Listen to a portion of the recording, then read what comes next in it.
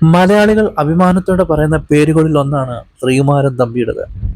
സംവിധായകനായും ഗാനരചയിതാവായും സംഗീത സംവിധായകനായും തിരക്കഥാകൃത്തായും നിർമ്മാതാവായുമെല്ലാം അദ്ദേഹം നിറഞ്ഞു നിൽക്കുന്നു. സിനിമയ്ക്ക് പുറമെ ടെലിവിഷൻ പരമ്പരകളും സംവിധാനം ചെയ്തിട്ടുണ്ട്.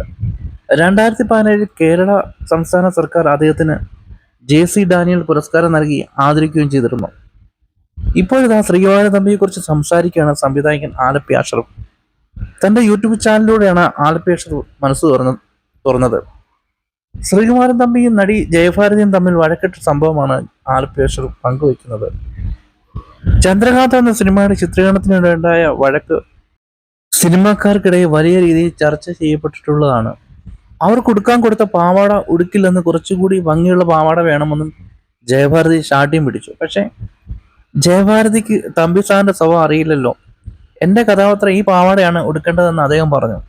ഈ പാവാട ഉടുക്കില്ലെന്ന് ജയഭാരതി. തർക്കം മൂത്ത് രണ്ടുപേരും വിട്ടുപോകും. കൊടുക്കുന്ന ലക്ഷണമില്ല, അഷ്റഫ് പറയുന്നു.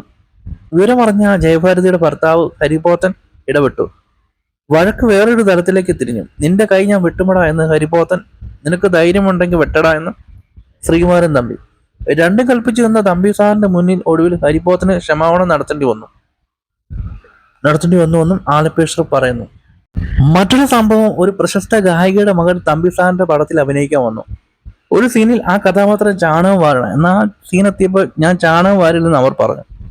പ്രശസ്തയായ പാട്ടുകാരിയുടെ മകളാണെന്ന് തനിക്ക് ചാണകം വാരാൻ പറ്റില്ലെന്ന് അവർ തർപ്പിച്ചു പറഞ്ഞു. നല്ല ആളിനോടായിരുന്നു കളി.